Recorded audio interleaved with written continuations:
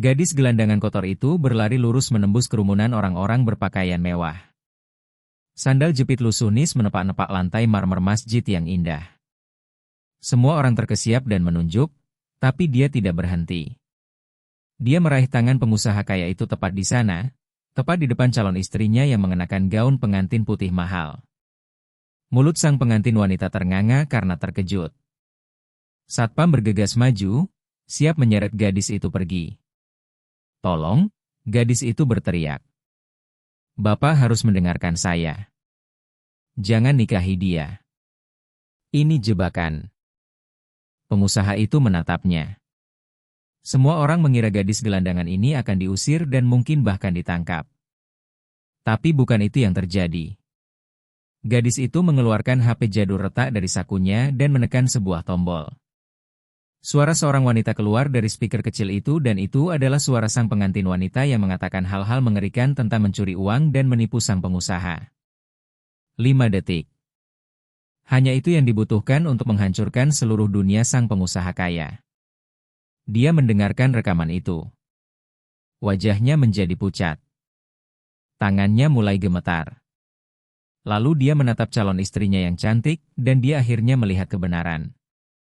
Beberapa menit kemudian, dia berjalan kembali ke dalam masjid dan mengucapkan kata-kata yang tidak disangka siapapun. Pernikahan dibatalkan. Halo teman-teman, selamat datang di cerita kami. Sebelum kita mulai, tolong like video ini dan subscribe. Juga, beritahu kami di komentar dari mana kalian menonton. Surabaya, Medan, mungkin Makassar, atau Bali? Kami ingin tahu. Rahmat Wijaya adalah seorang pengusaha sukses berusia 41 tahun yang membangun kekayaannya dari nol dan salah satu pebisnis paling dihormati di kota. Dia memiliki 3 hotel, 2 restoran, dan jaringan warung kopi. Fotonya ada di majalah. Wartawan mewawancarainya tentang kesuksesan dan bisnis. Tapi Rahmat bukan hanya kaya. Dia juga baik hati. 10 tahun yang lalu, setelah istri pertamanya meninggal dalam kecelakaan mobil, Rahmat mendirikan sebuah yayasan untuk membantu orang-orang yang tidak punya siapapun untuk membantu mereka. Yayasan Rahmat Wijaya memberikan makanan kepada keluarga-keluarga yang kelaparan. Yayasan itu membayar biaya sekolah anak-anak. Yayasan itu membangun rumah singgah untuk orang-orang yang tidak punya tempat tinggal. Rahmat tidak pernah lupa dari mana dia berasal. Sebelum dia kaya, dia juga pernah miskin. Ibunya membesarkannya sendirian, bekerja 2 pekerjaan hanya untuk menyediakan makanan di meja. Jadi, ketika dia mendapatkan uangnya, dia memutuskan untuk memberi kembali.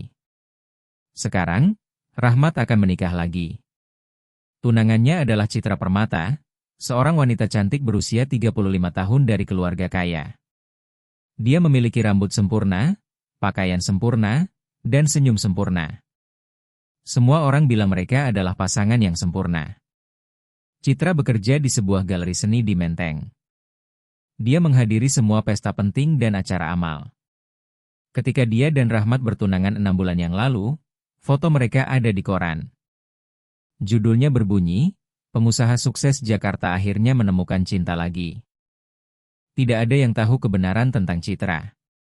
Tidak ada kecuali satu orang, dan orang itu adalah Lina. Lina berusia 12 tahun, tapi kehidupan di jalanan membuatnya terlihat lebih tua dan lebih muda pada saat yang bersamaan. Lebih tua karena matanya telah melihat terlalu banyak. Lebih muda karena dia kecil dan kurus karena tidak cukup makan. Dia sudah menjadi gelandangan selama 2 tahun, sejak ibunya meninggal. Lina tidak punya keluarga lain, tidak ada ayah, tidak ada kakek nenek, tidak ada paman atau bibi. Pemerintah menempatkannya di panti asuhan, tapi orang-orang di sana jahat. Mereka membentaknya dan menguncinya di kamarnya. Jadi, suatu malam, Lina kabur. Hidup di jalanan memang susah, tapi setidaknya dia bebas. Dia tidur di berbagai tempat, di bawah jembatan, di gedung parkir, di belakang tempat sampah. Tapi tempat favoritnya, tempat di mana dia merasa paling aman, adalah Masjid Al-Hidayah yang tua di Jalan Melati. Masjid Al-Hidayah adalah sebuah masjid batu besar yang telah berdiri di kota selama lebih dari 100 tahun. Masjid itu memiliki kaligrafi Arab yang indah dan ornamen Islam yang menghiasi dindingnya. Di siang hari, orang-orang datang untuk sholat atau menghadiri pengajian. Di malam hari, masjid itu seharusnya terkunci dan kosong, tapi Lina telah menemukan cara masuk. Ada jendela kecil di belakang masjid dekat kamar mandi yang tidak terkunci dengan benar. Jika kamu tahu cara mendorongnya, jendela itu akan terbuka. Lina akan masuk dengan susah payah, turun ke lantai kamar mandi, dan kemudian menyelinap ke ruangan utama masjid. Dia tidur di belakang barisan terakhir bangku kayu, yang berada di paling belakang di mana tidak ada orang yang pernah duduk. Dia punya selimut tipis yang dia sembunyikan di bawah bangku. Dan di malam hari, dia akan membungkus dirinya dan tidur di lantai yang dingin. Itu tidak nyaman. Itu tidak hangat, tapi itu aman. Dan bagi Lina, aman adalah hal yang paling penting. Masjid itu juga tempat di mana Lina pertama kali mendengar tentang Rahmat Wijaya. Dia mengingatnya dengan jelas. Itu sekitar setahun yang lalu ketika dia berusia 11 tahun. Dia sedang berdiri di luar dapur umum menunggu dalam antrean untuk makanan gratis.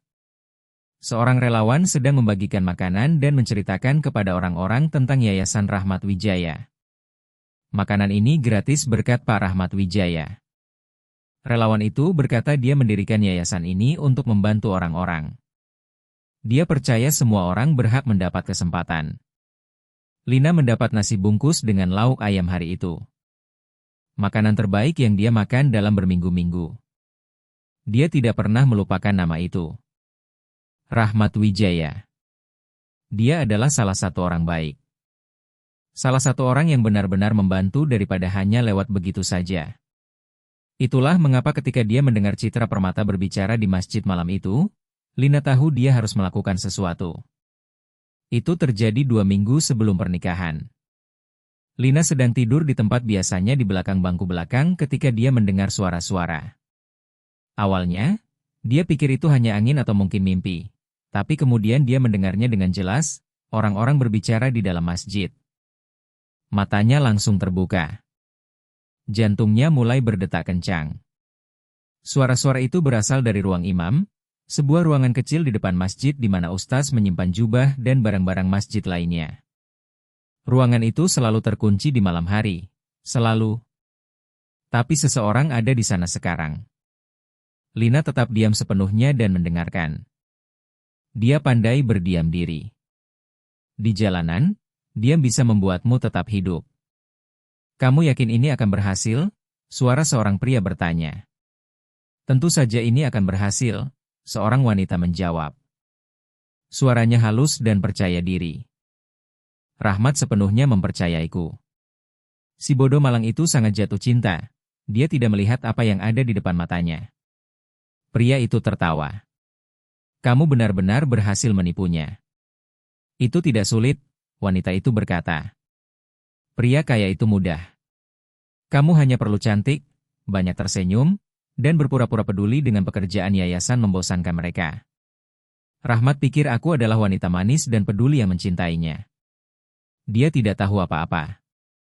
Tangan Lina mencengkeram selimutnya. Sesuatu yang buruk sedang terjadi. Dia bisa merasakannya. Apa yang terjadi setelah pernikahan? Suara lain bertanya.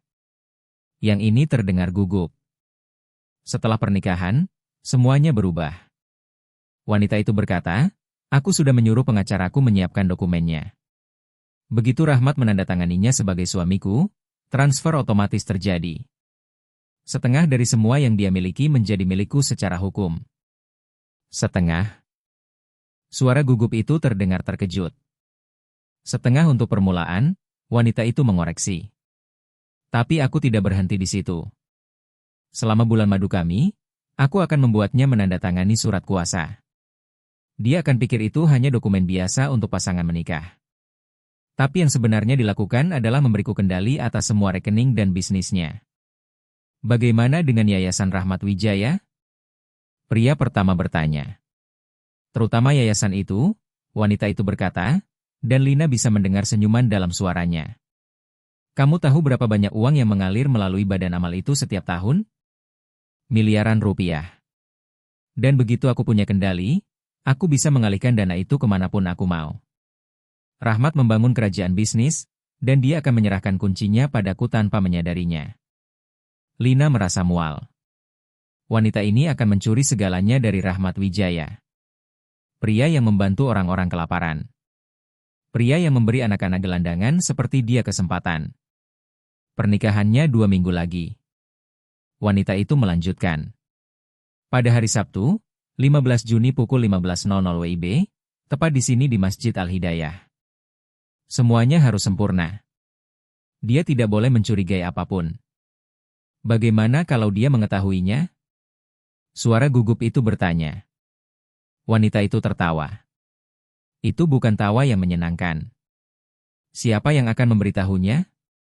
Dan bahkan jika seseorang memberitahu, siapa yang akan dia percaya? Orang sembarangan yang membuat tuduhan atau tunangan tercintanya Citra Permata. Citra Permata.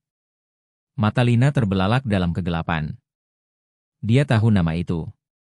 Dia pernah melihatnya di koran di samping foto Rahmat Wijaya. Citra Permata adalah tunangannya, wanita yang akan dia nikahi, dan dia berencana menghancurkannya. Selama 3 malam berikutnya, Lina mendengar mereka bertemu di ruang imam. Selalu larut malam, selalu ketika mereka pikir tidak ada orang di sekitar.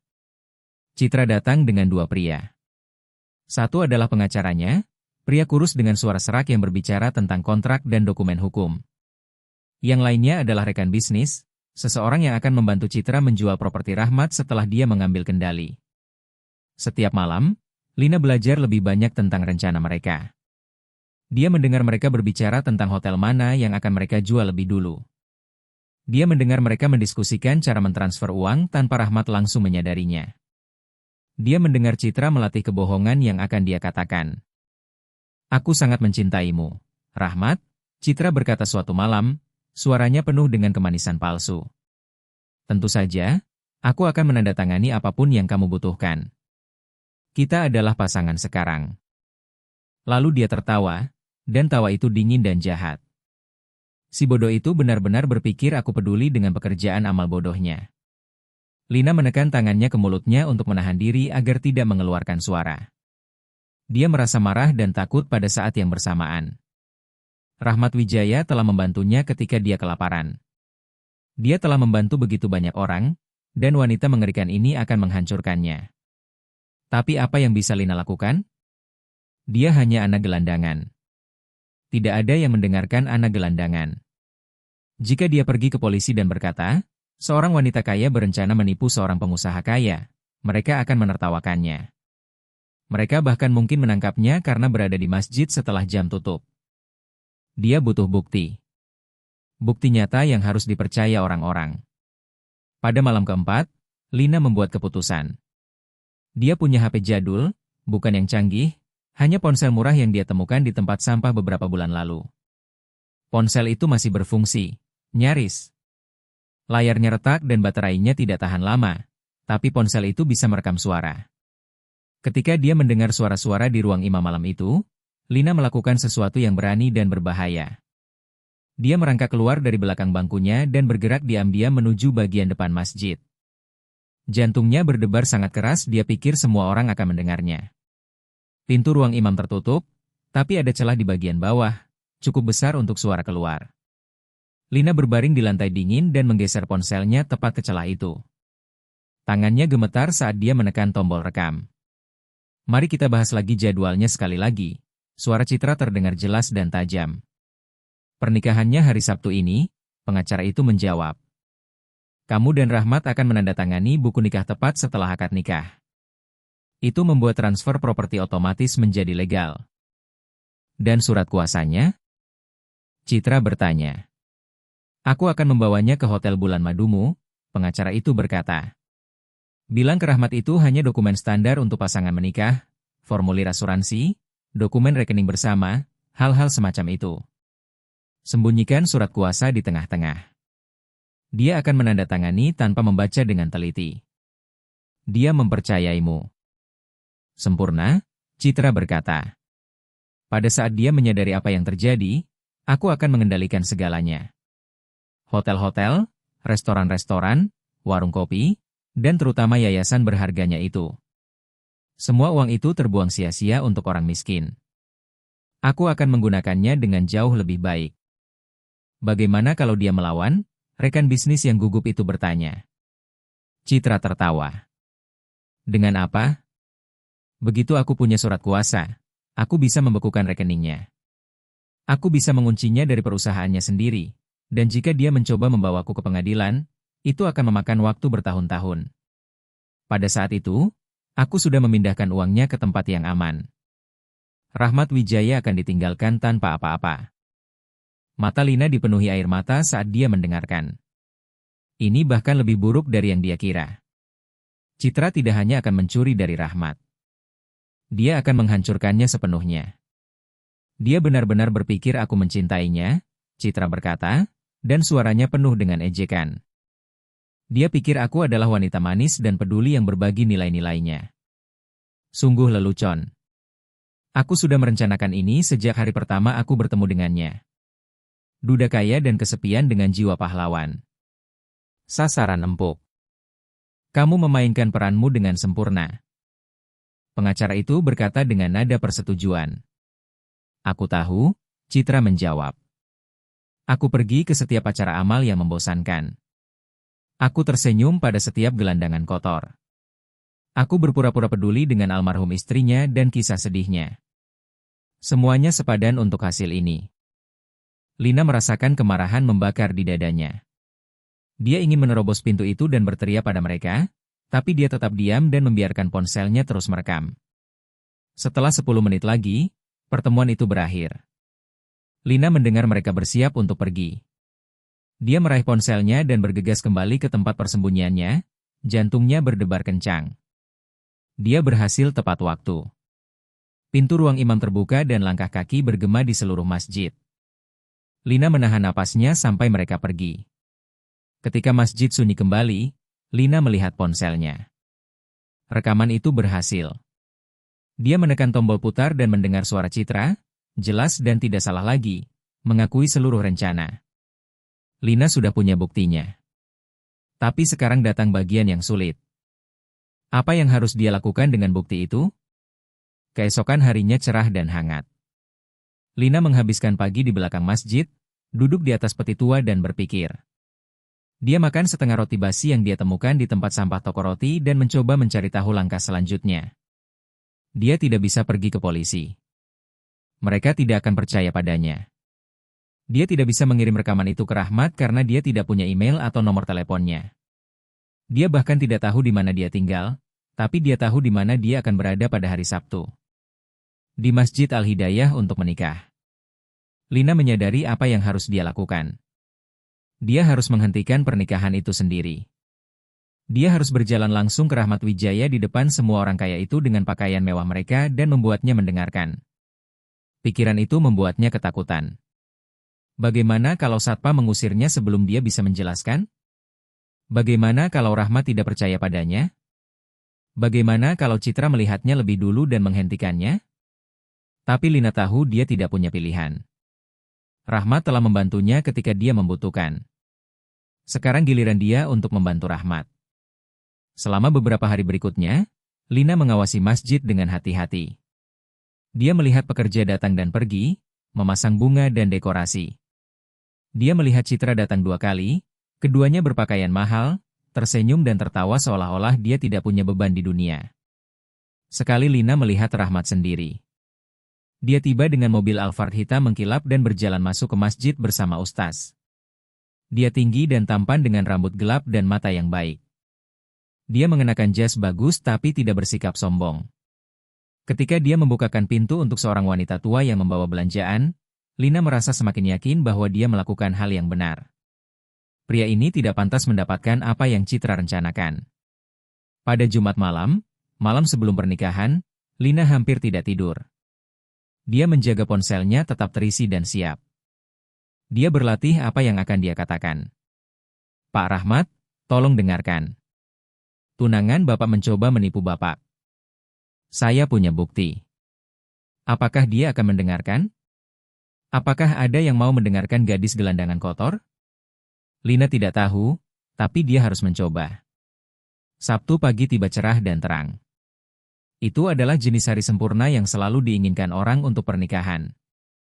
Langit biru, matahari hangat, burung-burung bernyanyi. Lina mencuci wajah dan tangannya di kamar mandi masjid. Dia mencoba menyisir rambutnya yang kusut dengan jari-jarinya. Dia melihat dirinya di cermin dan melihat gadis kurus dengan mata ketakutan dan pakaian yang tidak pas. "Kamu bisa melakukan ini," dia berbisik pada bayangannya. "Kamu harus." Menjelang siang, tamu-tamu mulai berdatangan. Mobil-mobil mewah berhenti di depan Masjid Al-Hidayah. Wanita-wanita dengan gaun warna-warni dan jilbab cantik keluar. Pria-pria dengan jas mewah mengikuti mereka. Semua orang terlihat bersih dan sempurna dan penting. Lina mengawasi dari seberang jalan, bersembunyi di balik mobil van yang diparkir. Dia merasakan keberaniannya mulai memudar. Orang-orang ini sangat berbeda darinya. Mereka hidup di dunia yang berbeda. Mereka akan melihatnya dan melihat sampah, bukan manusia. Tapi kemudian dia mengingat suara Citra dalam rekaman. Semua uang itu terbuang sia-sia untuk orang miskin. Citra tidak hanya ingin mencuri dari Rahmat. Dia ingin menghancurkan yayasan yang membantu anak-anak seperti Lina. Dia ingin mengambil satu-satunya hal baik yang pernah Lina kenal. Pikiran itu membuat Lina marah, dan kemarahan lebih kuat dari ketakutan. Pukul 2:30, sebuah mobil pengantin putih berhenti. Pintu terbuka dan Citra melangkah keluar.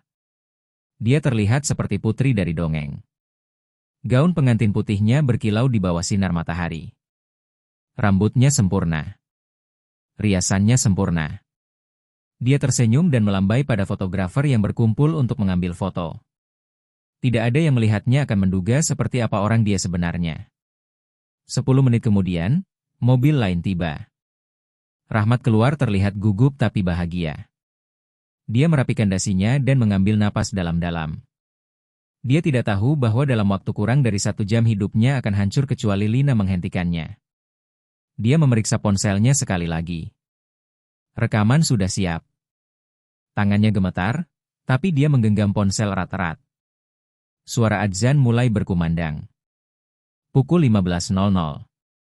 Pernikahan akan dimulai. Lina mengambil napas dalam-dalam dan melangkah keluar dari balik van. Satpam berdiri di pintu masuk masjid. Pria-pria besar dengan jas hitam dan wajah serius. Mereka ada di sana untuk mengusir siapapun yang tidak seharusnya ada di sana. Orang-orang seperti Lina. Dia berjalan menuju masjid, sandal jepit lusuh nis bergesekan di trotoar.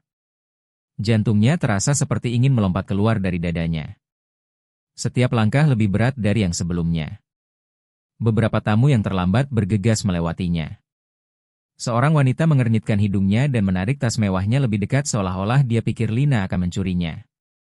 Seorang pria dengan jas abu-abu bahkan tidak melihatnya. Baginya, Lina tidak terlihat. Lina sampai di bawah tangga masjid. Satpam langsung menyadarinya. "Jalan terus, nak," salah satu dari mereka berkata. Dia punya leher tebal dan lengan seperti batang pohon. "Ini acara pribadi. Saya perlu bicara dengan Pak Rahmat," Lina berkata. Suaranya keluar lebih kecil dari yang dia inginkan. "Ini penting." Penjaga itu tertawa. "Ya, aku yakin itu penting. Ayo, pergi dari sini sebelum aku panggil polisi." "Tolong," Lina memohon. "Cuma 5 menit.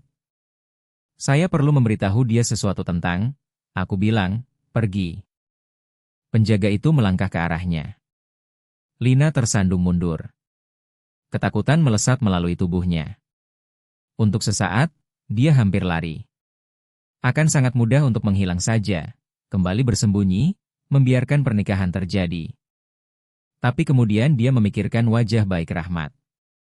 Dia memikirkan semua orang yang Yayasan Rahmat Wijaya telah bantu.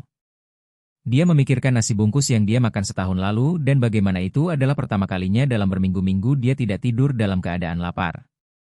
Dia tidak bisa menyerah. Tidak sekarang. Di dalam masjid, Lina bisa mendengar musik mulai diputar. Akad nikah akan dimulai. Waktunya hampir habis. Lina membuat keputusan.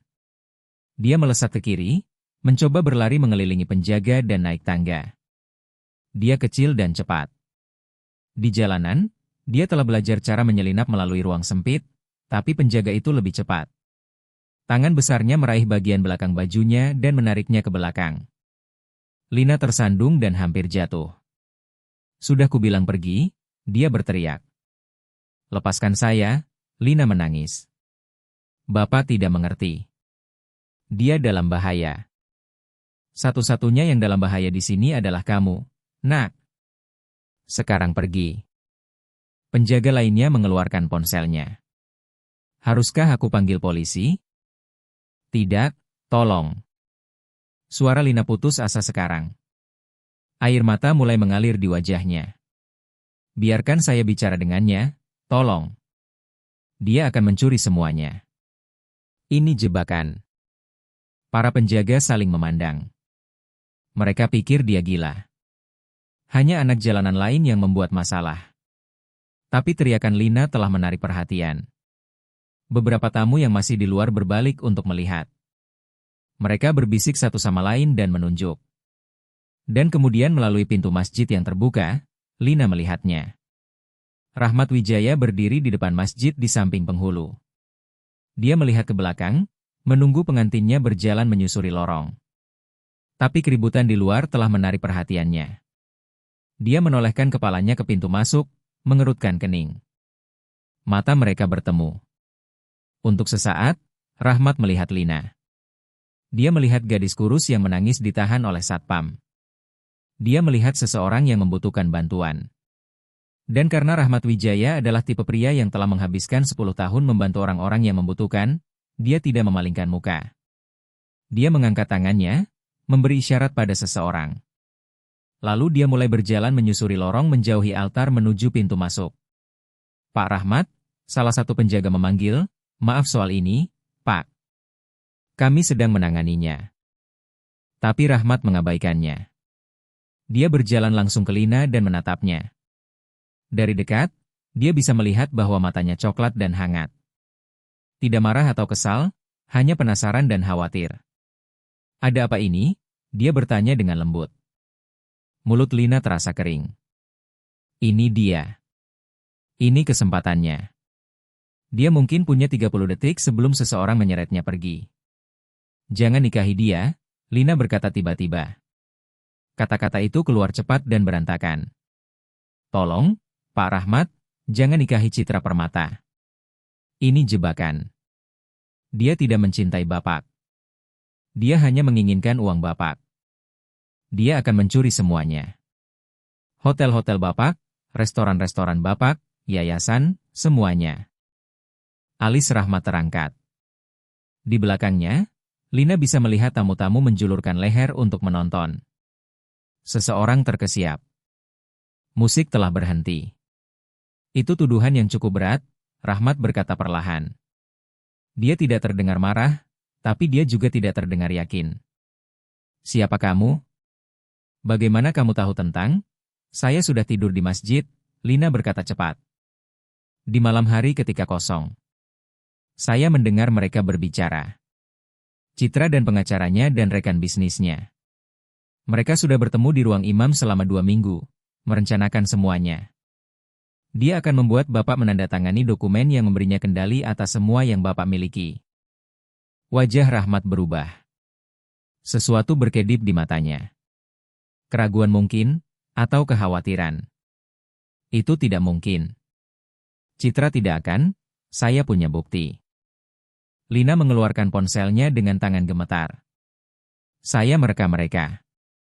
Bapak bisa mendengar semuanya. Tolong dengarkan saja. 5 detik. Itu saja yang saya minta. Satpam itu meraih ponsel. Pak, Bapak tidak harus, tunggu. Rahmat mengangkat tangannya lagi. Dia menatap Lina lama, mempelajari wajahnya. Kamu serius, kan? Kamu benar-benar percaya apa yang kamu katakan? Saya tahu apa yang saya dengar, Lina berkata. Suaranya lebih kuat sekarang. Dan saya tahu siapa Bapak, Pak Rahmat. Yayasan Bapak membantu saya tahun lalu. Saya dapat makanan dan alat tulis sekolah. Bapak membantu orang-orang seperti saya, jadi sekarang saya mencoba membantu Bapak. Sesuatu dalam ekspresi Rahmat melunak. Dia mengangguk perlahan. Biarkan aku mendengarnya. Tangan Lina gemetar sangat hebat. Dia hampir menjatuhkan ponsel. Dia menemukan rekaman dan menekan tombol putar. Untuk sesaat, hanya ada suara statis. Jantung Lina mencelos. Bagaimana kalau tidak terekam dengan benar? Bagaimana kalau filenya rusak? Tapi kemudian suara Citra keluar dari speaker kecil, jelas dan tajam. Rahmat sepenuhnya mempercayaiku. Si bodoh malang itu sangat jatuh cinta. Dia tidak melihat apa yang ada di depan matanya. Wajah Rahmat menjadi pucat. Suara pengacara menyusul. Begitu Rahmat menandatanganinya sebagai suamimu, transfer otomatis terjadi. Setengah dari semua yang dia miliki menjadi milikmu secara hukum. Tangan Rahmat mulai gemetar. Suara Citra lagi, penuh dengan ejekan. Dia benar-benar berpikir aku mencintainya. Duda kaya dan kesepian dengan jiwa pahlawan. Sasaran empuk. Rahmat mundur selangkah seperti seseorang telah memukulnya di perut. Lebih banyak suara mengalir dari ponsel. Diskusi tentang surat kuasa. Rencana Citra untuk membekukan rekeningnya. Komentarnya tentang semua uang itu terbuang sia-sia untuk orang miskin. Dan kemudian bagian terburuk. Aku sudah merencanakan ini sejak hari pertama aku bertemu dengannya. Aku pergi ke setiap acara amal yang membosankan. Aku tersenyum pada setiap gelandangan kotor. Aku berpura-pura peduli dengan almarhum istrinya dan kisah sedihnya. Semuanya sepadan untuk hasil ini. Rekaman berakhir. Keheningan menyelimuti pintu masuk masjid. Semua orang yang berkumpul untuk menonton membeku, mulut mereka ternganga karena terkejut. Wajah Rahmat telah berubah dari pucat menjadi abu-abu. Tangannya terkepal di sisinya. Rahangnya tegang, dan Lina bisa melihat otot berkedut di pipinya. Kapan kamu merekam ini? Dia bertanya pelan. Suaranya terdengar aneh, datar, dan tanpa emosi. Seolah-olah semua perasaan telah tersedot keluar darinya. 4 hari yang lalu, Lina berbisik. Kamis malam. Mereka sedang merencanakan semuanya. Rahmat mengangguk perlahan. Dia mendongak ke masjid di mana pengantinnya menunggu, di mana 200 tamu duduk di bangku, menunggu akad dilanjutkan, di mana penghulu mungkin bingung mengapa pengantin pria menghilang. Apa yang akan Bapak lakukan? Lina bertanya. Rahmat berbalik kepadanya. Untuk sesaat, dia melihat sesuatu yang hancur di matanya. Rasa sakit dan pengkhianatan dan kemarahan semua bercampur. Tapi kemudian ekspresinya mengeras. Bahunya menegak. Dagunya terangkat. Aku akan menghentikan pernikahan ini, dia berkata. Suaranya lebih kuat sekarang, penuh dengan tekad. Tunggu di sini. Dia berbalik dan berjalan kembali ke dalam masjid. Lina berdiri di pintu masuk, jantungnya berdebar. Satpam menatapnya dengan tidak percaya. Tamu-tamu yang menyaksikan seluruh adegan berbisik dengan mendesak satu sama lain. Melalui pintu yang terbuka, Lina bisa melihat Rahmat berjalan kembali menyusuri lorong. Setiap kepala di masjid berbalik mengikutinya. Bisikan semakin keras. Rahmat mencapai altar di mana Citra berdiri. Dia terlihat cantik dalam gaun putihnya, tersenyum dengan kemanisan palsu. Ketika dia melihat wajah Rahmat, senyumnya memudar. Rahmat? Dia berkata cukup keras untuk Lina dengar. Ada apa? Kenapa kamu pergi? Rahmat tidak langsung menjawab. Dia hanya menatapnya. Benar-benar menatapnya seperti dia melihatnya untuk pertama kalinya. Lalu dia berbalik menghadap kerumunan tamu. Saya butuh semua orang mendengarkan dengan saksama, Rahmat berkata. Suaranya bergema di seluruh masjid. Ada situasi yang terjadi, sesuatu yang baru saja saya ketahui. Sesuatu yang mengubah segalanya. Wajah Citra menjadi pucat. Rahmat, apa yang kamu bicarakan? Ayolah, semua orang menunggu. Ayo kita lanjutkan saja.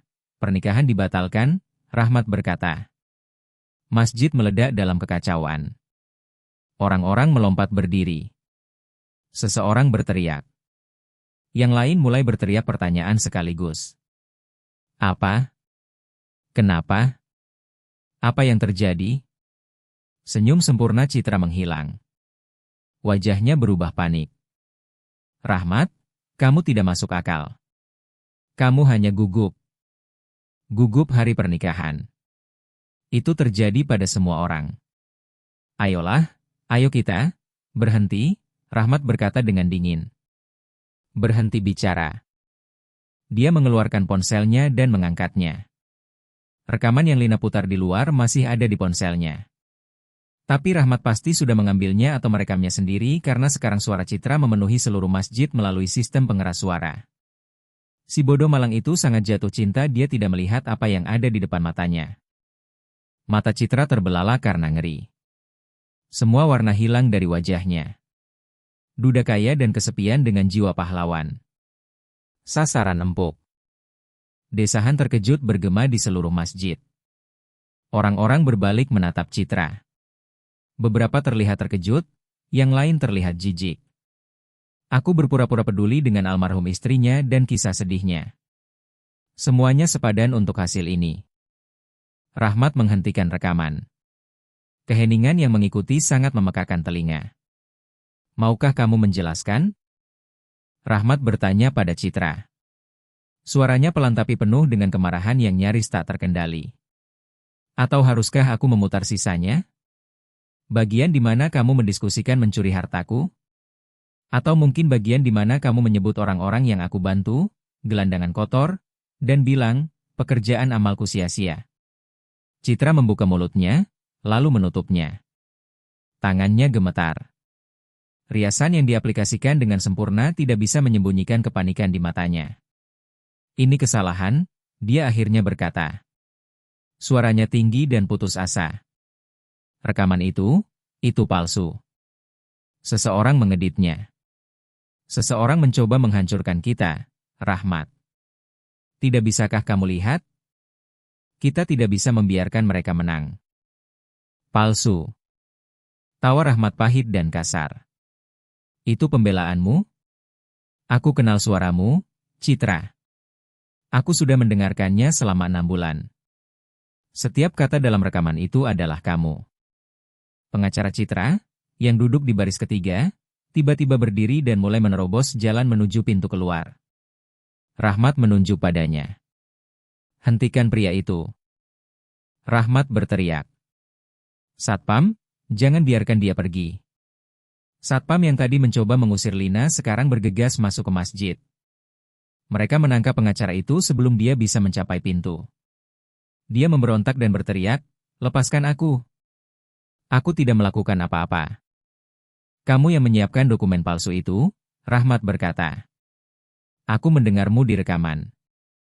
Kamu tidak akan kemana-mana sampai polisi datang. Polisi? Suara Citra pecah. Dia melihat sekeliling dengan liar seperti hewan yang terjebak mencari jalan keluar. Rahmat, tolong. Kita bisa membicarakan ini. Kita bisa menyelesaikan ini. Aku membuat kesalahan. Oke. Aku bingung. Aku tidak bermaksud, kamu tidak bermaksud ketahuan, Rahmat menyela. Itu yang tidak kamu maksud. Dia berbalik darinya dan berjalan kembali menyusuri lorong. Citra mencoba mengikutinya, tersandung dengan sepatu hak tinggi dan gaun mewahnya. Rahmat, tolong. Aku mencintaimu. Aku benar-benar mencintaimu. Apapun yang kamu dengar, itu hanya, kamu hanya berencana menghancurkan hidupku, Rahmat berkata tanpa berbalik. Kamu hanya akan mencuri semua yang sudah aku perjuangkan. Kamu hanya akan menghilangkan yayasan yang membantu anak-anak kelaparan. Dia berhenti berjalan dan berbalik menghadapnya. Katakan sesuatu padaku, Citra. Apakah kamu pernah peduli padaku sama sekali? Sedikit saja. Mulut Citra terbuka dan tertutup. Air mata mengalir di wajahnya sekarang, merusak riasannya. Tapi Lina, yang menonton dari pintu masuk, bisa melihat bahwa Citra tidak menangis karena dia menyesal. Dia menangis karena dia ketahuan. Aku bertanya padamu, Rahmat berkata. Aku peduli padamu, Citra tergagap. Aku benar-benar peduli. Hanya saja, keadaan menjadi rumit. Aku punya hutang, Rahmat. Aku butuh uang dan kamu punya begitu banyak. Kamu pikir kamu akan menipuku untuk menikahimu dan kemudian mencuri semuanya. Rahmat menyelesaikan. Jangan coba membuat ini terdengar seperti apapun selain yang sebenarnya. Kamu pencuri, pembohong, dan aku hampir tertipu. Dia melihat kerumunan tamu yang terkejut. Saya minta maaf kepada kalian semua karena telah membuang waktu kalian hari ini. Pernikahan dibatalkan. Tidak akan ada resepsi. Silakan pulang. Lalu Rahmat berjalan menuju pintu masuk di mana Lina masih berdiri. Kerumunan berpisah untuknya seperti dia Nabi Musa membelah Laut Merah. Ketika dia mencapai Lina, dia berlutut sehingga mereka sejajar mata. Dari dekat, dia bisa melihat rasa sakit di wajahnya, pengkhianatan dan luka dari seseorang yang telah ditipu oleh seseorang yang dia percaya. Terima kasih, dia berkata pelan. Kamu menyelamatkan hidupku hari ini. Kamu tahu itu. Lina mengangguk, tidak percaya diri untuk berbicara. Sekarang adrenalin mulai menghilang, dia merasa gemetar dan lelah. Siapa namamu? Rahmat bertanya. Lina, dia berbisik. Lina, Rahmat mengulangi. Itu nama yang indah. Berapa umurmu? 12. Mata Rahmat dipenuhi kesedihan. Dan kamu sudah tidur di masjid. Gelandangan. Lina mengangguk lagi. Berapa lama? 2 tahun. Sejak ibu saya meninggal. Rahmat menutup matanya sejenak seperti informasi itu menyakitinya secara fisik. Ketika dia membukanya lagi, mata itu basah dengan air mata. Tidak lagi, dia berkata tegas. Kamu mengerti? Mulai sekarang, kamu bukan gelandangan lagi. Di belakang mereka, polisi telah tiba. Petugas sedang berbicara dengan Citra dan pengacaranya. Seseorang sedang mengambil keterangan. Masjid penuh kekacauan. Tamu-tamu pergi dalam kelompok yang bingung, fotografer menjepret foto, orang-orang berteriak pertanyaan, tapi Rahmat mengabaikan semuanya. Dia tetap fokus pada Lina. Di mana barang-barangmu? Dia bertanya. Kamu punya barang di suatu tempat? Hanya selimut, Lina berkata. Di belakang bangku belakang. Oke, kita akan mengambilnya. Dan kemudian, Rahmat berhenti, seperti mengumpulkan pikirannya. Dengar, aku tahu ini semua terjadi sangat cepat. Dan aku tahu kamu tidak mengenalku. Tidak benar-benar. Tapi aku ingin membantumu. Aku ingin memberimu tempat tinggal yang aman. Makanan, sekolah, semua yang seharusnya dimiliki anak-anak. Apakah itu boleh? Lina menatapnya. Dia telah menghabiskan 2 tahun belajar untuk tidak mempercayai siapapun. Orang dewasa berbohong. Orang dewasa menyakitimu. Orang dewasa berjanji dan kemudian menghilang. Tapi Rahmat Wijaya baru saja membatalkan pernikahannya karena apa yang dia katakan. Dia mempercayainya ketika tidak ada orang lain yang mau. Dia mendengarkan gadis gelandangan daripada pengantin cantiknya. Kenapa? Lina bertanya. Kenapa Bapak mau membantu saya? Rahmat tersenyum sedih. Karena seseorang membantuku dulu ketika aku masih muda dan tidak punya apa-apa. Ibuku bekerja sampai kelelahan untuk memberiku kesempatan. Dia mengajariku bahwa ketika kamu punya kemampuan untuk membantu seseorang, kamu melakukannya. Tanpa pertanyaan. Dia melihat kembali ke kekacauan di masjid. Dan karena kamu membantuku ketika aku paling membutuhkannya. Kamu memberiku kebenaran ketika semua orang berbohong. Itu lebih berharga dari uang, Lina. Itu lebih berharga dari segalanya. Seorang petugas polisi mendekati mereka. Pak Rahmat, kami perlu menanyakan beberapa pertanyaan tentang situasi ini. Sebentar, Rahmat berkata. Dia melihat kembali ke Lina. Maukah kamu menungguku? Aku perlu menangani kekacauan ini, tapi setelah itu, kita akan membicarakan masa depanmu. Oke. Lina ragu-ragu, lalu mengangguk. Rahmat berdiri dan berbalik ke salah satu asistennya, seorang wanita berwajah baik dengan gaun biru yang mengikutinya keluar dari masjid. Bu Susi, ini Lina. Dia akan tinggal bersama kita. Bisakah kamu menemaninya sementara aku bicara dengan polisi? Pastikan dia dapat makanan dan minuman. Bu Susi tersenyum hangat. Tentu saja, Pak Rahmat. Rahmat meremas bahu Lina dengan lembut, lalu berjalan ke arah petugas polisi. Lina menatapnya pergi. Dia merasa aneh, penuh harapan, dan takut pada saat yang bersamaan. Bisakah ini benar-benar terjadi? Bisakah hidupnya benar-benar berubah dalam satu hari? Bu Susi duduk di tangga masjid di sampingnya. Itu sangat berani apa yang kamu lakukan, dia berkata. Kamu menyelamatkannya dari membuat kesalahan yang mengerikan. Saya hanya mengatakan yang sebenarnya, Lina berkata pelan. Kebenaran tidak selalu mudah untuk dikatakan, Bu Susi menjawab. Terutama ketika kamu takut. Tapi kamu tetap melakukannya. Itu butuh keberanian yang nyata. Mereka duduk bersama di bawah sinar matahari menonton polisi memasang borgol pada Citra dan pengacaranya. Citra masih menangis dan memprotes. Gaun pengantin putih cantiknya kotor di bagian bawah. Rambut sempurnanya berantakan. Dia terlihat tidak seperti wanita elegan yang keluar dari mobil putih 1 jam yang lalu. Apakah dia akan masuk penjara? Lina bertanya. Mungkin, Bu Susi berkata. Apa yang dia coba lakukan disebut penipuan. Itu sangat ilegal. Dia kemungkinan akan menghabiskan beberapa tahun di penjara. Lina tidak merasakan kepuasan melihat Citra dibawa pergi dengan borgol. Dia hanya merasa lelah. Kamu lapar? Bu Susi bertanya dengan lembut. Perut Lina menjawab dengan bunyi keras. Dia tidak ingat kapan terakhir kali dia makan selain sisa-sisa dari tempat sampah. Bu Susi tertawa. Aku anggap itu sebagai ya. Ayo, ada warung di ujung jalan.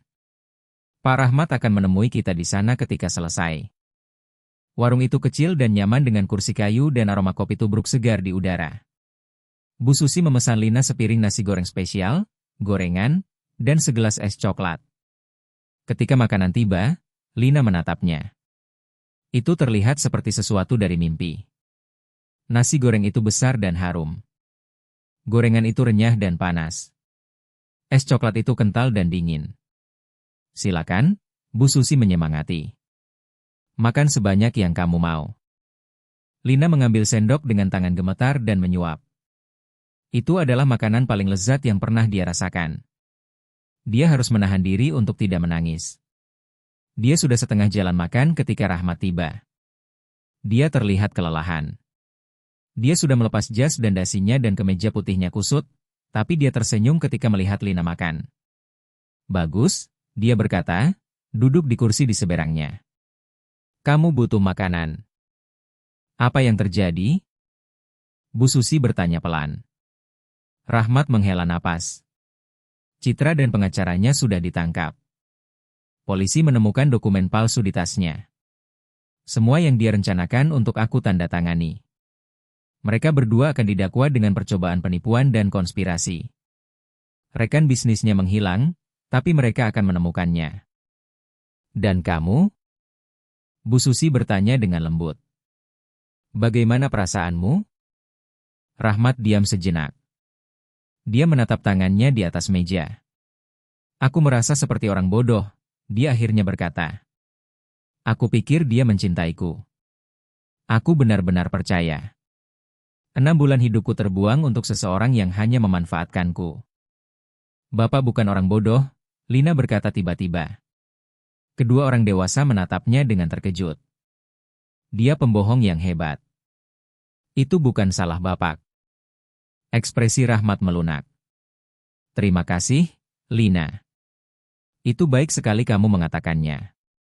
Itu benar, Lina bersikeras. Orang jahat pandai berpura-pura. Saya sudah bertemu banyak dari mereka di jalanan. Mereka tersenyum dan bersikap baik, tapi mereka sebenarnya hanya mencari apa yang bisa mereka ambil. Bapak tidak bodoh karena mempercayai seseorang. Bapak hanya baik. Rahmat tersenyum, senyum yang tulus kali ini. Kamu anak yang bijak, kamu tahu itu? Lina mengangkat bahu dan menyuap lagi nasi gorengnya. Rahmat memesan kopi dan duduk dengan tenang sementara Lina menyelesaikan makannya. Ketika dia selesai, dia melipat tangannya di atas meja dan menatapnya dengan serius. Oke, dia berkata. Kita perlu bicara tentang apa yang terjadi selanjutnya untukmu. Perut Lina mencelos karena takut. Ini dia. Saat di mana dia akan memberitahunya bahwa dia sudah berubah pikiran, bahwa dia terlalu emosional tadi, tapi sekarang menyadari membantu anak gelandangan terlalu merepotkan. Aku punya rumah sekitar 20 menit dari sini, Rahmat berkata. Rumahnya besar, terlalu besar sebenarnya. 6 kamar tidur. Aku tinggal di sana sendirian. Sudah seperti itu sejak istriku meninggal. Dia berhenti sejenak. Aku ingin kamu tinggal di sana bersamaku. Mata Lina terbelalak. Petugas sedang berbicara dengan Citra dan pengacaranya. Seseorang sedang mengambil keterangan. Masjid penuh kekacauan. Tamu-tamu pergi dalam kelompok yang bingung, fotografer menjepret foto, orang-orang berteriak pertanyaan, tapi Rahmat mengabaikan semuanya. Dia tetap fokus pada Lina. Di mana barang-barangmu? Dia bertanya. Kamu punya barang di suatu tempat? Hanya selimut, Lina berkata. Di belakang bangku belakang. Oke, kita akan mengambilnya. Dan kemudian, Rahmat berhenti, seperti mengumpulkan pikirannya. Dengar, aku tahu ini semua terjadi sangat cepat. Dan aku tahu kamu tidak mengenalku. Tidak benar-benar. Tapi aku ingin membantumu. Aku ingin memberimu tempat tinggal yang aman. Makanan, sekolah, semua yang seharusnya dimiliki anak-anak. Apakah itu boleh? Lina menatapnya.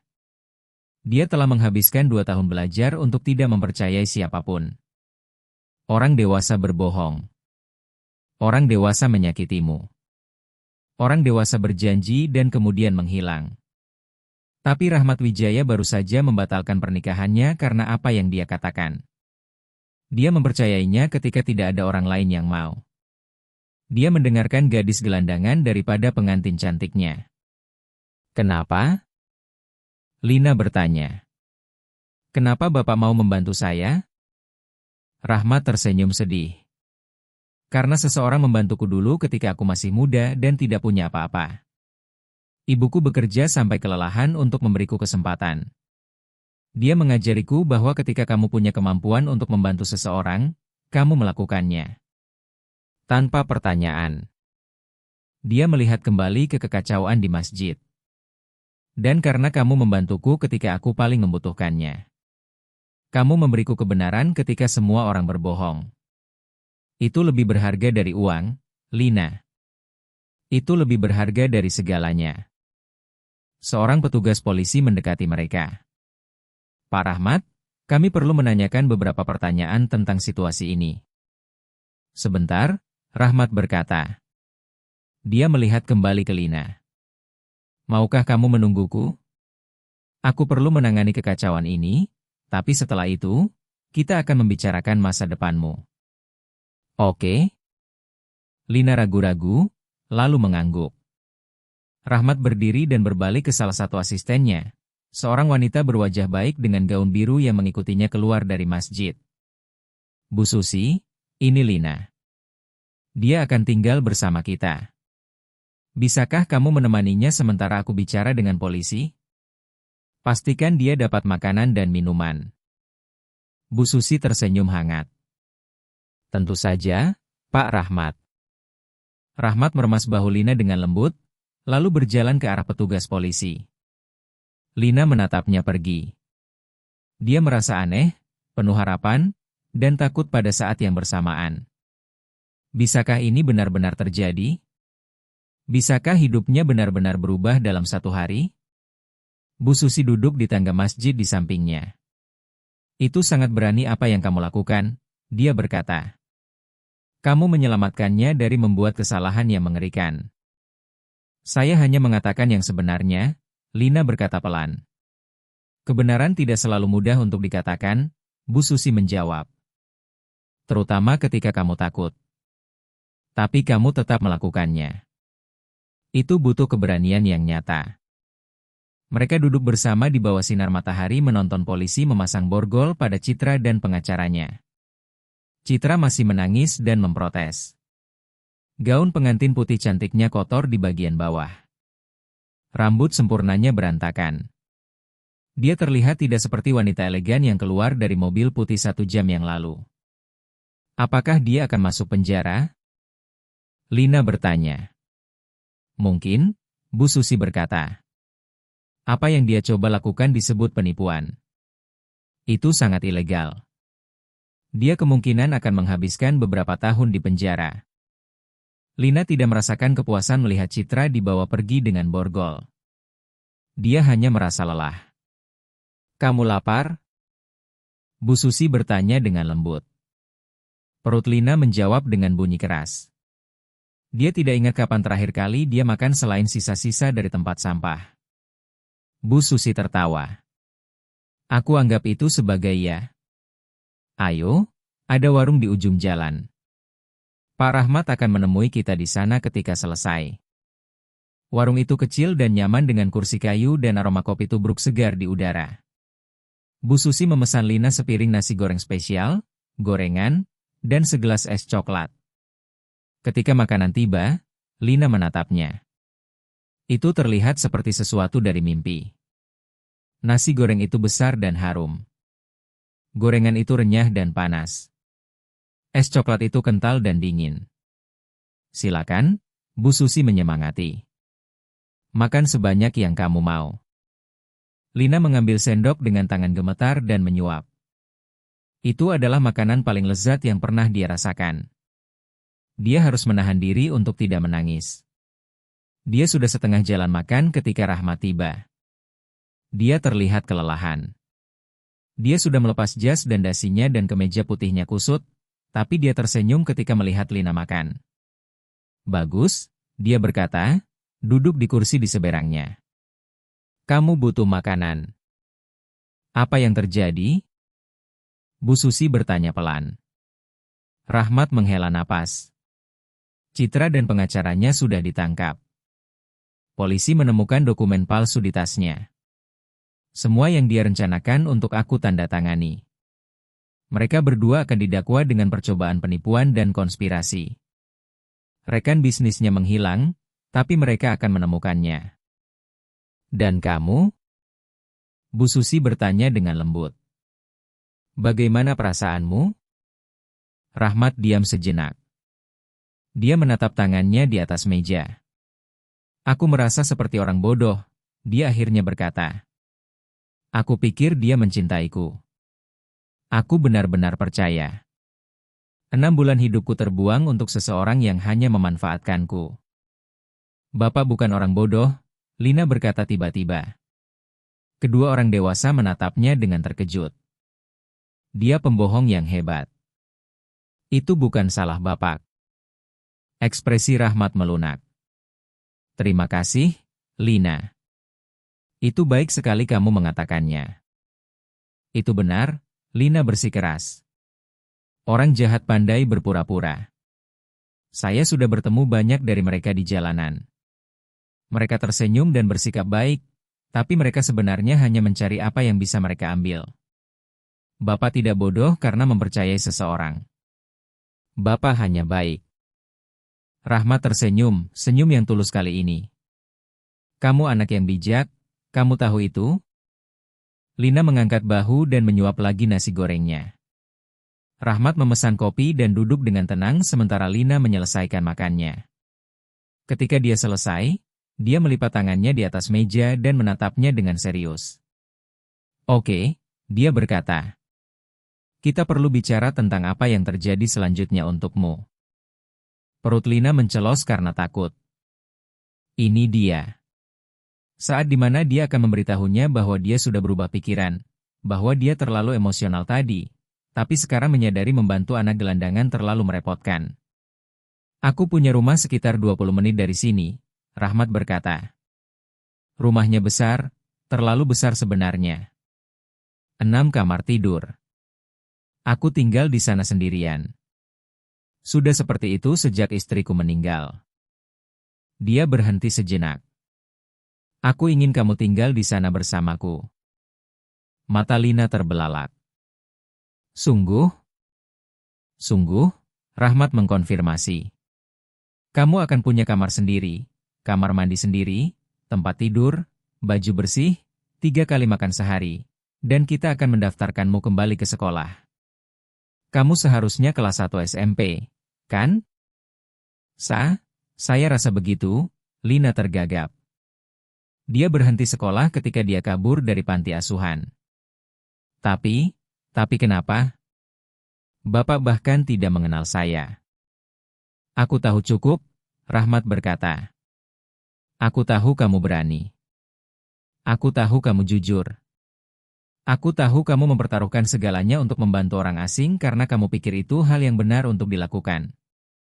Itu memberitahuku semua yang perlu aku tahu tentang siapa dirimu. Tapi bagaimana kalau saya tidak bisa tinggal di rumah? Lina bertanya dengan gugup. Saya sudah di jalanan selama 2 tahun. Saya tidak ingat bagaimana cara menjadi normal. Rahmat mengulurkan tangan melewati meja dan dengan lembut meletakkan tangannya di atas tangan Lina. Kalau begitu kita akan mencari tahu bersama. Aku tidak mengharapkanmu sempurna, Lina. Aku hanya mengharapkanmu mencoba. Bisakah kamu melakukan itu? Lina merasakan air mata membangun di matanya.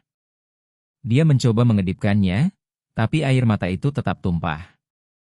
Ya, dia berbisik. Saya bisa mencoba.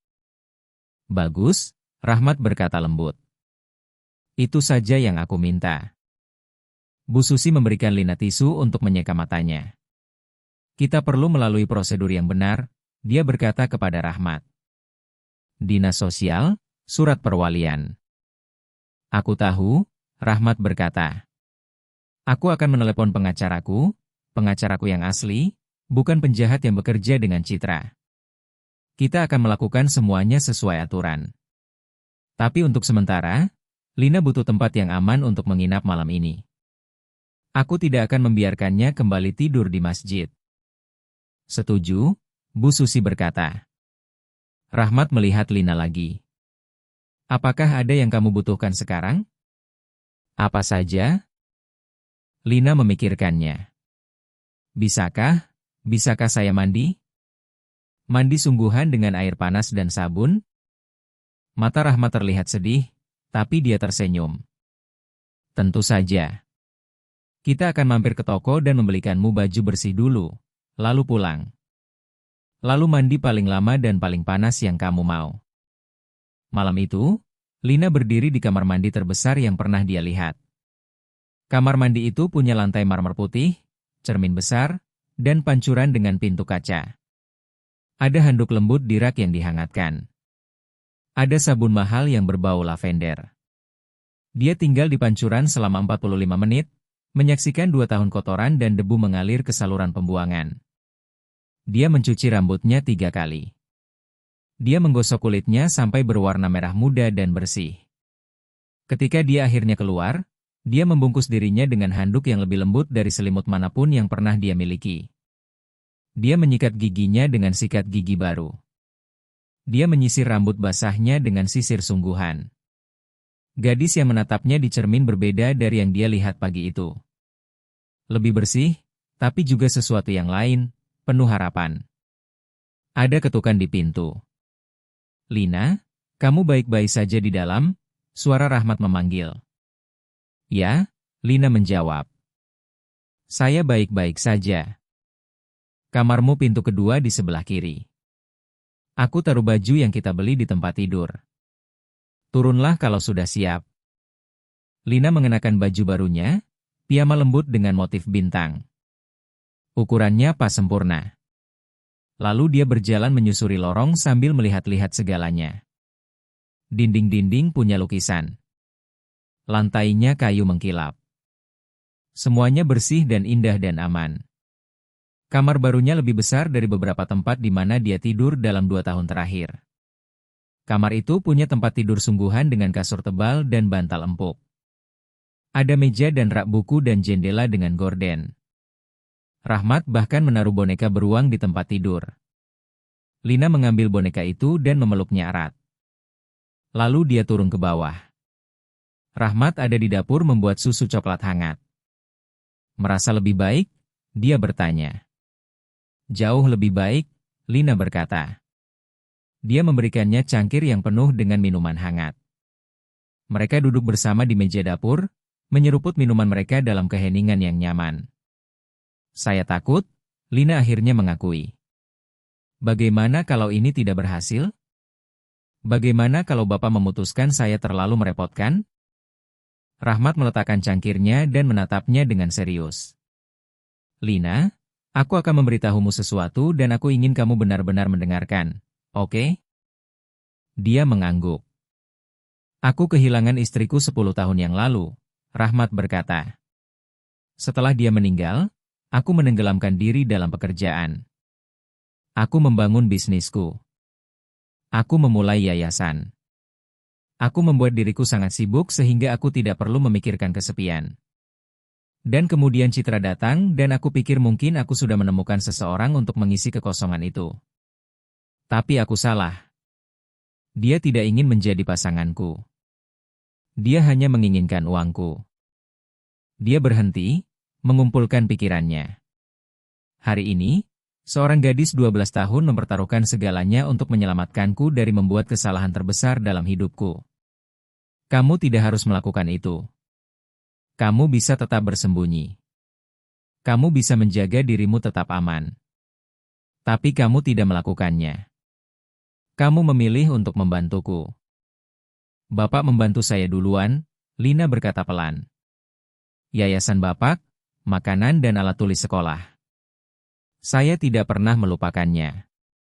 Dan itulah tepatnya maksudku, Rahmat berkata, suaranya tebal dengan emosi. Kita saling membantu. Itulah yang dilakukan keluarga. Keluarga sungguhan, bukan keluarga palsu seperti yang Citra pura-pura inginkan. Keluarga sungguhan hadir ketika dibutuhkan. Keluarga sungguhan mengatakan kebenaran meskipun sulit. Keluarga sungguhan saling menjaga. Dia mengulurkan tangan melewati meja dan menggenggam kedua tangan Lina. Aku tahu aku bukan ayahmu. Aku tahu aku tidak akan pernah bisa menggantikan ibumu. Tapi jika kamu mengizinkan, aku ingin mencoba menjadi keluarga untukmu. Untuk memberimu kehidupan yang pantas kamu dapatkan, kehidupan yang ibumu inginkan untukmu. Mata Lina dipenuhi air mata lagi.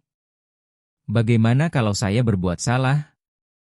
Kalau begitu kamu berbuat salah, Rahmat berkata sederhana. Dan kita akan melewatinya bersama.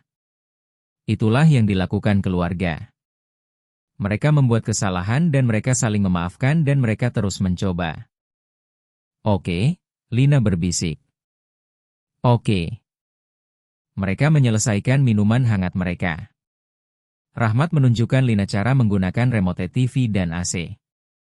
Dia menuliskan nomor teleponnya di secari kertas dan meletakkannya di meja samping tempat tidurnya. Jika kamu butuh apapun di malam hari, jika kamu takut atau lapar atau hanya ingin bicara, kamu telepon aku. Bahkan jika itu jam 3 pagi. Mengerti? Lina mengangguk. Bagus. Sekarang tidurlah. Besok kita akan mulai mengurus pendaftaran sekolahmu dan kita akan berbelanja lebih banyak baju dan mungkin kita akan makan es krim untuk makan malam karena kenapa tidak? Lina tersenyum. Es krim untuk makan malam terdengar bagus. Malam itu, berbaring di tempat tidur barunya dengan spray bersih dan selimut hangat, Lina tidak bisa tidur. Bukan karena dia tidak nyaman atau takut, tapi karena dia bahagia. Dan kebahagiaan adalah perasaan yang hampir dia lupakan. Dia memikirkan bagaimana hidupnya berubah dalam satu hari. Pagi ini, dia adalah gadis gelandangan yang tidur di masjid. Malam ini, dia ada di rumah yang aman dengan perut kenyang dan baju bersih dan seseorang yang peduli padanya. Semua karena dia mengatakan kebenaran. 6 bulan kemudian, Lina duduk di meja dapur mengerjakan PR, soal matematika, pecahan. Dia sudah mengejar ketinggalan di sekolah sekarang, meskipun dia sudah melewatkan 2 tahun. Rahmat menyewa guru les privat untuk membantunya dan dia bekerja keras. Rahmat masuk melalui pintu depan, melonggarkan dasinya. "Hei nak, bagaimana sekolahnya?" "Bagus," Lina berkata. "Saya dapat nilai A di tugas bahasa Indonesia saya." "Itu baru anak ayah." Rahmat tersenyum lebar. "Bagaimana kalau kita rayakan nasi Padang malam ini?" "Bapak selalu mau merayakan dengan nasi Padang," Lina menggoda. "Nasi Padang adalah makanan perayaan universal," Rahmat berkata serius. "Itu sudah fakta ilmiah." Lina tertawa. Dia banyak tertawa akhir-akhir ini. Hidup dengan Rahmat itu baik. Lebih dari baik. Itu adalah segalanya yang tidak pernah dia pikir bisa dia miliki. Mereka makan malam bersama setiap malam. Dia membantunya dengan PR. Dia datang ke acara-acara sekolahnya. Dia mengajarinya cara naik sepeda dan cara bermain catur. Dia juga mengajarinya tentang menjalankan bisnis. Kadang-kadang dia membawanya ke kantornya dan menunjukkan bagaimana semuanya bekerja. Suatu hari, dia akan berkata, "Mungkin kamu akan ingin menjalankan yayasan atau memulai bisnismu sendiri. Apapun yang ingin kamu lakukan, aku akan mendukungmu." Yayasan Rahmat Wijaya sekarang lebih baik dari sebelumnya. Dengan sidang kriminal Citra di berita, banyak orang mendengar cerita Rahmat. Donasi mengalir masuk. Mereka sudah bisa membuka 2 rumah singgah baru dan program pelatihan kerja. Rahmat juga memulai inisiatif baru, membantu anak-anak yang keluar dari panti asuhan. "Jika kamu tidak memperingatkanku tentang Citra, dia akan menghancurkan yayasan," dia memberitahu Lina. "Jadi sekarang kita akan membantu lebih banyak anak sepertimu. Anak-anak yang butuh kesempatan kedua." Ada ketukan di pintu depan. Rahmat pergi untuk membukanya. Lina mendengar suara-suara. Bu Susi dan seseorang dari dinas sosial. Mereka masuk ke dapur membawa dokumen. "Lina," Rahmat berkata, suaranya gemetar dengan emosi.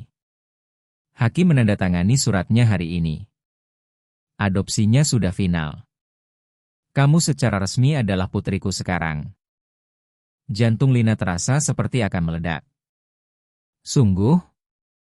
"Sungguh," Rahmat berkata, air mata mengalir di wajahnya. "Jika kamu mau." Lina meluncur dari kursinya dan ke dalam pelukannya. Dia menangkapnya dan memeluknya erat dan mereka berdua menangis bahagia. "Apakah ini berarti saya bisa memanggil Bapak Ayah?" Lina bertanya, suaranya teredam di bahunya. Rahmat mundur sedikit untuk melihat wajahnya. "Aku akan merasa terhormat jika kamu memanggilku ayah." "Oke," Lina berkata, tersenyum melalui air matanya. "Oke, ayah." Itu adalah kata paling indah yang pernah dia ucapkan. Bu Susi menyeka matanya sendiri. "Selamat untuk kalian berdua." Malam itu, setelah pekerja sosial pergi dan nasi Padang sudah dimakan dan perayaan sudah selesai, Lina dan Rahmat duduk di teras belakang menyaksikan bintang-bintang bermunculan. "Bapak tahu apa yang lucu?" Lina berkata. "Apa?" Rahmat bertanya. "Citra pikir dia bisa menipu Bapak untuk menjadikannya keluarga. Dia punya semua dokumen palsu dan rencana itu. Tapi dia tidak pernah benar-benar ingin menjadi keluarga. Dia hanya menginginkan uang Bapak." "Itu benar," Rahmat setuju. "Tapi saya menjadi keluarga Bapak tanpa rencana apapun," Lina melanjutkan. "Saya bahkan tidak menginginkan apapun dari Bapak. Saya hanya ingin membantu." Dan sekarang, dia berhenti, kewalahan dengan betapa banyak hidupnya telah berubah. "Dan sekarang kita terjebak satu sama lain," Rahmat berkata dengan senyum. "Dengan cara terbaik yang mungkin." "Dengan cara terbaik yang mungkin," Lina mengulang. Mereka duduk dalam keheningan yang nyaman. Dua orang yang telah saling menyelamatkan, menyaksikan bintang-bintang dan memikirkan bagaimana kadang-kadang keluarga terbaik adalah keluarga yang kamu pilih. Citra Permata masuk penjara selama 7 tahun karena penipuan dan konspirasi. Pengacaranya mendapat 5 tahun. Rekan bisnisnya tertangkap saat mencoba melarikan diri dari negara dan mendapat 3 tahun. Rahmat tidak pernah menikah lagi. Dia tidak perlu. Dia sudah punya semua yang dia inginkan. Bisnis yang sukses, yayasan yang membantu ribuan orang, dan seorang putri yang membuatnya tertawa setiap hari. Dan Lina, dia tumbuh kuat dan baik dan berani. Dia pergi ke universitas dan belajar bisnis. Dia kembali dan membantu menjalankan Yayasan Rahmat Wijaya, fokus membantu anak-anak gelandangan. Dia tidak pernah lupa bagaimana rasanya tidur di masjid, kedinginan dan sendirian dan takut. Bertahun-tahun kemudian, ketika orang-orang bertanya bagaimana dia bisa punya kehidupan yang luar biasa, dia selalu menceritakan kisah yang sama. Saya dulu gelandangan dan tinggal di masjid, dia akan berkata. Saya tidak sengaja mendengar rencana yang mengerikan. Saya bisa tetap diam. Saya bisa menjaga diri tetap aman. Tapi sebaliknya, saya mengatakan kebenaran, dan satu momen keberanian itu mengubah segalanya. Dia akan tersenyum dan menambahkan, keputusan terbaik yang pernah saya buat adalah menarik pengusaha itu dari pernikahannya. Karena 5 detik kemudian ketika dia mendengar rekaman itu, kami berdua diselamatkan. Dia diselamatkan dari wanita yang akan menghancurkan hidupnya. Dan saya diselamatkan dari jalanan. Kami saling menyelamatkan. Dan itulah kebenaran tentang keluarga sungguhan. Ini bukan tentang darah atau dokumen atau pernikahan. Ini tentang hadir ketika dibutuhkan. Ini tentang mengatakan kebenaran meskipun sulit. Ini tentang saling menyelamatkan. Itulah yang Lina dan Rahmat lakukan. Mereka saling menyelamatkan dan mereka hidup bahagia saling mendukung seumur hidup mereka. Saya harap kalian menikmati menontonnya sebanyak saya menikmati membuatnya. Like, share, dan komen pelajaran yang kalian dapat. Beritahu saya dari mana kalian menonton di komentar di bawah. Sampai jumpa di video berikutnya.